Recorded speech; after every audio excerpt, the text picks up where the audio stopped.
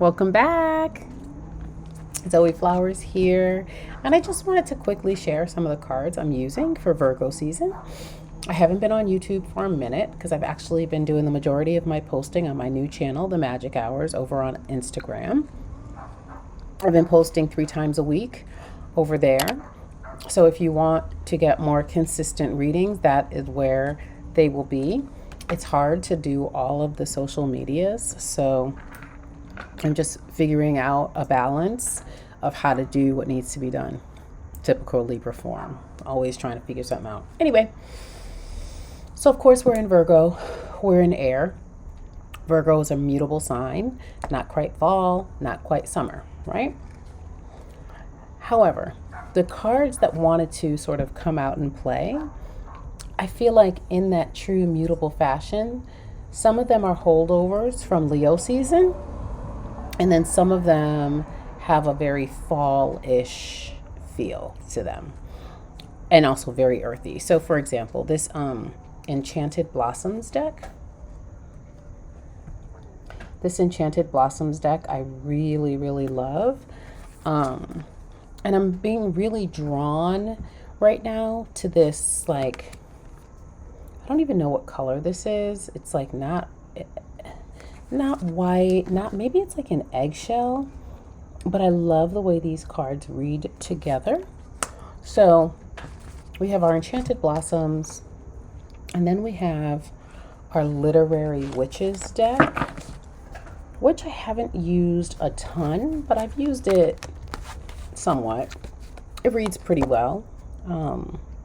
The cards are interesting. The card stock is kind of weird, but I really like it. I'm a writer. I felt like this was a deck that I needed to have. And again, it just feels very earthy to me.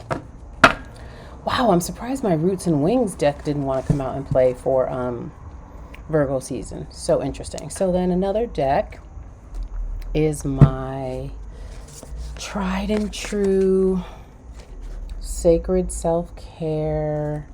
Love this deck so much. Love the colors. Love everything about this deck. Love the imagery. Love this deck. This deck wanted to come out and play. And then I have an oldie but goodie. Love this one too. Good old Sacred Destiny by Denise Lynn. Got back on the scene. I used this actually for an organization that I was working with last week, a restorative justice organization, and so I pulled a card at the end of the reading, and they really appreciated it. Love this. Love this deck.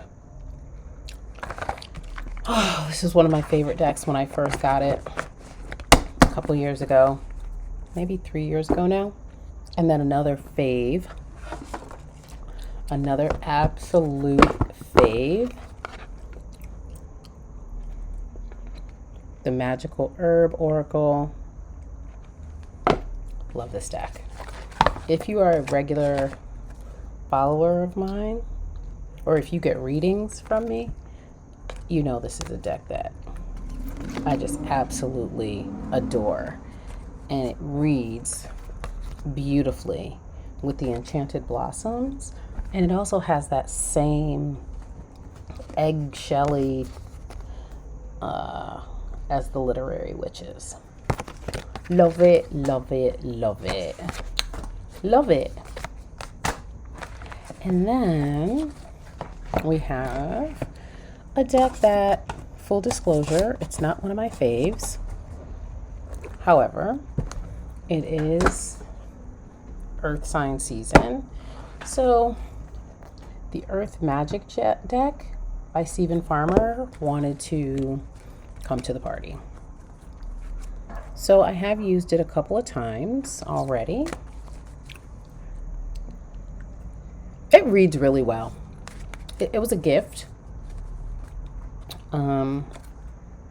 It's very on point. I don't know why I used it a lot when I first got it, and then I just put it away. Earth Magic. And then as far as crystal decks, so I think I have four crystal decks now, or 3. But anyway, this is another oldie but goodie. Very on point. The daily crystal inspiration. This thing reads. Oh, let's look at that. My favorite crystal showing up. Citrine. One of my faves anyway. Love this deck. Love it, love it, love it. To the point. My Malzonite, another one of my faves. Okay. And okay, so this was a new one, but instantly. The minute, when did I get this? I got this in March. Now I know this is an oldie but goodie for folks, but it was new to me. The minute I got this deck, I was like, oh my God, I love it. It's so easy to read, so clear. I just am so connected. Again, when I had to put it away to work with other decks, I was so sad. I missed this deck. I was like this. I love this deck. And another deck that I don't reach for as much as I used to, but I'm so glad I did. So I actually did an Animal Ally reading for Virgo season. So if you go to the Magic Hours this coming Tuesday, well, let's say August 31st, because I don't know when you're going to see this, but I did an Animal Ally reading for Virgo season for all of the elements, the signs. And so I had to, since I had my trusty Animal Spirit, The Wild Unknown Animal Spirit by Miss Kim Krans.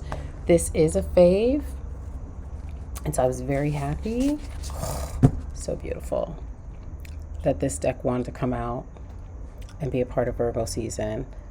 Again, just connecting to Earth. It's just so interesting. We've got butterflies here. We've got, these are just very earthy cards. I love it. I love reading seasonally. So if anybody's like me and they have so many decks, switching decks by season is just a great way to reconnect to the cards that you haven't used in a while. And then the other tarot, so I'm doing 2. Usually what I'm finding is that I do 2 typically tarot decks in a season. And so this is my other fave. Oh my God. The African Tarot. I saw this on, oh gosh, what is her name? Oh my God, Sparkling Divine Tarot. I'm pretty sure that's what it is. She's an African-American sister.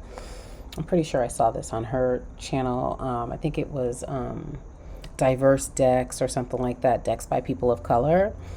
And I saw this and thought it was like out of print. And then somebody on her page was like, no, you can find it here. So I instantly went on there, got it, and I absolutely love this deck. And again, so much greenery. I love like the burnt orangey, feels very fall to me. But then you have, again, just that feeling of like Leo season, like the fire of Leo season, and then the fall. And then last but never least, which I don't use this deck as much anymore, but it's a staple. I never put it away for any season. It stays right here on my desk. And that is the Wild Unknown Archetype deck. I use this more for when I'm teaching, like when I have one-on-one students. And so probably the reason why I haven't used this much is because I didn't do any coaching this year. Last year was when I delved into coaching, and I loved it. It just was a lot with my other work, and so this year I didn't do any coaching. So that's probably why I don't use this much, because I use this with my students as, every month the archetype that they want to focus on for the month. So that's why I haven't used this much, and I haven't been doing a lot of archetype work on myself either. And I haven't been posting on YouTube, so that's why I haven't used it as much. So that's that. So those are all my decks for Virgo season, and I will see you in a few weeks when it is my season, Libra season. Thank you for hanging out, and I'll see you next time.